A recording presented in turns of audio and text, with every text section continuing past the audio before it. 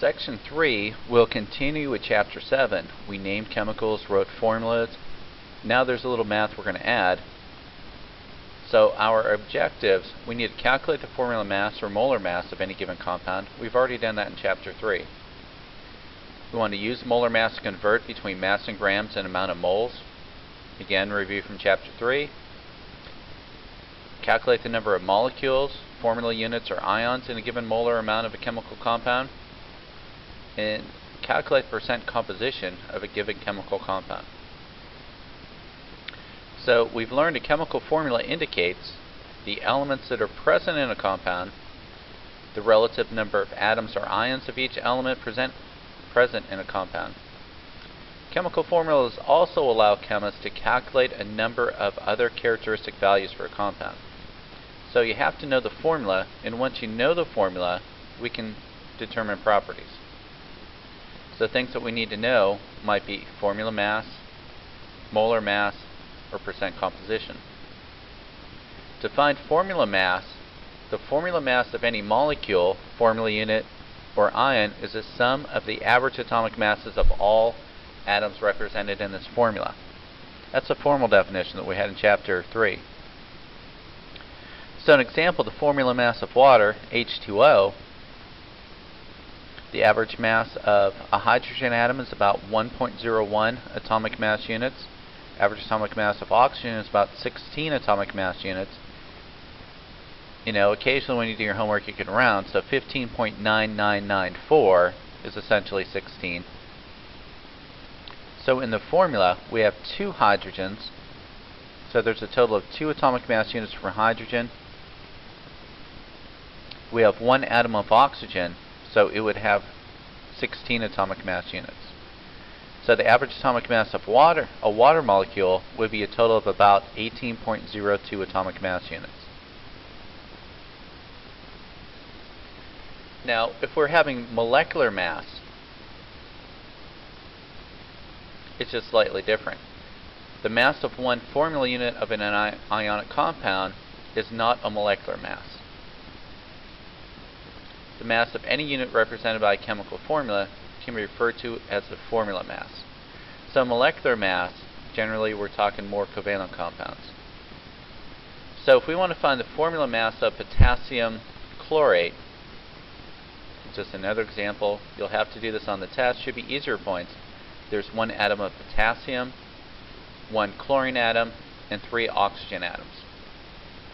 Atomic masses can be found in the periodic table in the back of your book. In your calculations, round each atomic mass to 2 decimal places. You'll get close enough to the answer. Lab reports, you should use the whole decimal place. So potassium would be about 39.10 atomic mass units. 1 chlorine is about 35.45. 3 oxygens are about 48, because each one is 16. So the formula mass of potassium chlorate would be about 122.55 atomic mass units. Molar mass of the substance is equal to the mass in grams of 1 mole, or approximately 6.022 times 10 to the 23rd particles of the substance. Review. So the molar mass of pure calcium would be 40.08 grams per mole, because 1 mole has a mass of 40.08 grams. So the molar mass of a compound is calculated by adding the mass of the elements present in a mole of the molecules. So basically it's the same thing when you calculate it. The only difference is between formula mass and molar mass really is a label like we had in Chapter 3. So the formula mass of water was 18.02 atomic mass units. Its molar mass is 18.02 grams per mole. So a compound's molar mass is numerically equal to its formula mass. Just has a different label to it.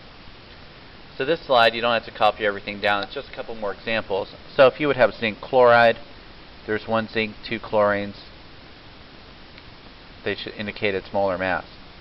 Same thing for zinc sulfate.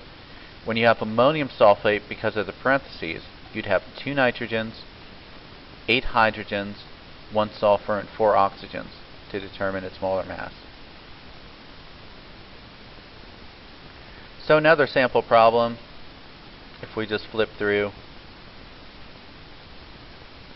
So for barium nitrate, there's 1 barium, 2 nitrogens, and 6 oxygens for a molar mass of 261.35 grams per mole. Now you can use the molar mass as a conversion factor, just like we did in Chapter 3.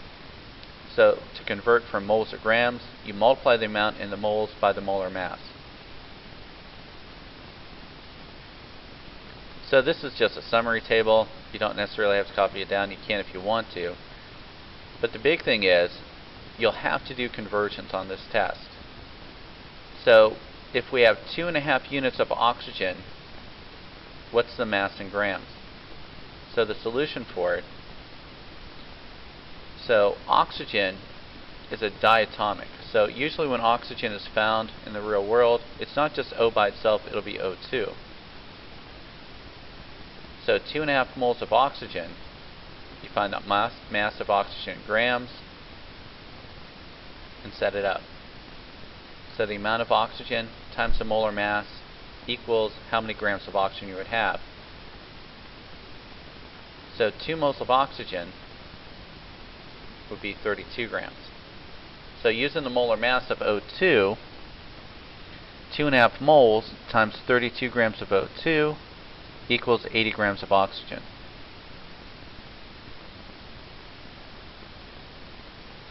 So this is just a chart, a summary chart, how you would convert the amount of moles and the number of particles. Like I said, just review. I'm not going to spend too much time on it. We did this in Chapter 3.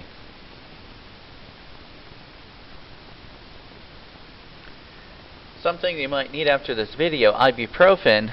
It's the active ingredient in many non-prescription pain relievers. Its molar mass is 206.31 grams per mole. So if the tablets in a bottle contain a total of 33 grams of ibuprofen, how many moles of ibuprofen are in this bottle? Also, we found in Chapter 3 how many molecules of ibuprofen are in the bottle. And what's the total mass in grams of carbon and 33 grams of ibuprofen. So how you figure those things out, you take your given, you know the molar mass, and we convert.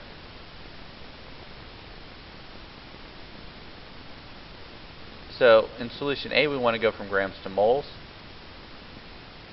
So to set that up,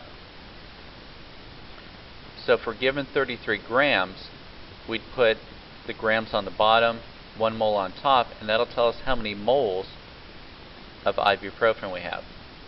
So the solution in letter B, when we want to go from moles to molecules, we put our given on the bottom, just like we did in Chapter 3, molecules on top, and that would tell us how many molecules of ibuprofen.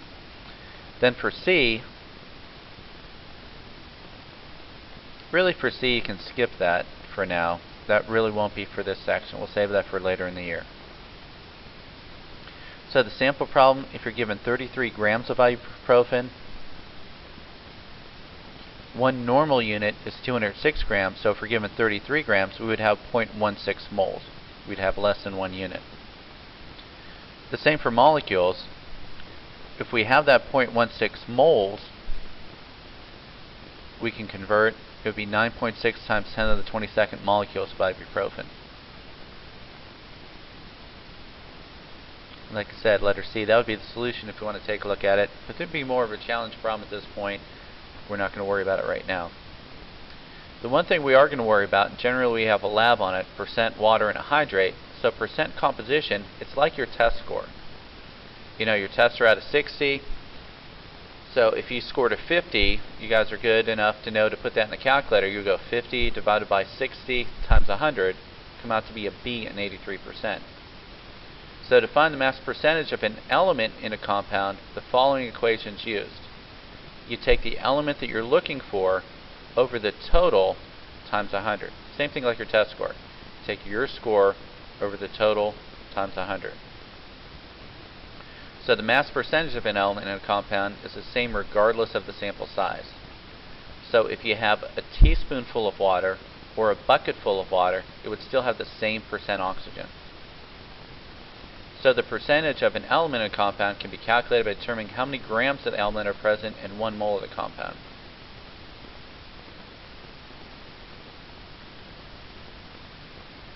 So at this point it might be best just to go with an example. So with iron oxide, when you have iron 3 oxide, it would have a formula of Fe2O3. You have a certain amount of iron compared to oxygen. If you take a look at a different formula, in this one, iron 2 oxide, there's 1 iron and 1 oxygen, so they're going to have different percentages. So we'll use this, but don't worry about copying it for now, this graphic. So our sample problem, we want to find the percent composition of copper 1 sulfide. So when you do that, you first have to find the total formula before you find the percent. So from the formula, find its molar mass, then you find the mass percentage of each element if you're planning it out. So in copper 1 sulfide, there's 2 coppers in the formula we had a couple of minutes ago. So the total for copper is 127.1 grams. There's 1 sulfur in the formula for a total of 32.07. So when you add up the formula mass of copper 2 sulfide, the total would be 159.2 grams per mole. So if we want to find the percent copper, we put only the copper over the total formula mass. So in copper 2 sulfide, because we have 2 coppers with 1 sulfur, it would be about 79.85% copper. Now, if you look at it, it has the same denominator in both examples, excuse me. So to find the percent sulfur, we would put only the sulfur over the total mass. So the compound, if it has 79.85% copper, the remaining 20.15% would be sulfur. So you'll definitely have to do percent composition. You'll see that in the section review, chapter review. It'll definitely be on the test. Please ask questions if you need.